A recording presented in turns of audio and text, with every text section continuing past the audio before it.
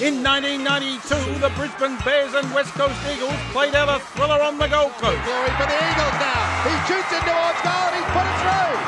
The Eagles led by 7 points at the final change and were a goal in front when the siren sounded. It was out, no contest. Windsor has taken this mark and this could be it for the tie. Oh, amazing.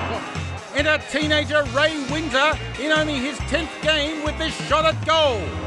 This to tie the game if he gets a goal. There's the siren. Now he knows. A kick after the siren to tie for the young man. Ray Windsor's done it. It's a goal. So to tie at Carrara. In 2006, the Swans prevailed over the Cats by 22 points. But Geelong ruckman Brad Ottens gave his team fans something to cheer about with this screamer. Ottens won!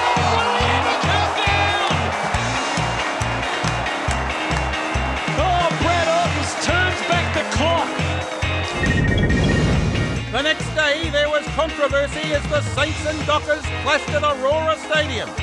At the final siren, Fremantle led by 1 point, but the umpires did not hear it and play continued for 12 seconds, during which time St Kilda's Stephen Baker scored a behind to tie the match. They're appealing for the Dockers. The white.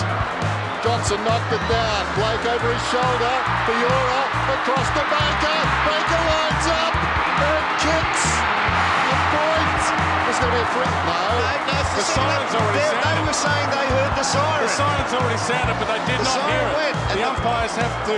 Well, it couldn't have gone because the clock was supposed to have been stopped. The sequel was played out 4 days later when the AFL Commission decided the match should have ended when the first siren sounded. For only the second time in AFL-VFL history, the score and result of a game was changed on protest, and the 4 premiership points were awarded to Fremantle. Well, the players had heard it. It was before the bounce of the ball, and the game was finished. In 2009, Collingwood led by 14 points with about 4 minutes remaining in the traditional Anzac Day encounter against Essendon. But the Bombers kept coming, and David Zaharakis stepped up in the dying seconds to become an instant hero. It's a mark to Zaharakis. Zaharakis has kicked a goal. The Bombers are in front of the G. In 2011, the Gold Coast Suns trailed by 40 points late in the third quarter against Port Adelaide at Amy Stadium. But the Suns refused to yield and could smell their first victory. Tira, he's been lurking. Russell! That could be the killer! Oh, he's kicked it! That could be the killer!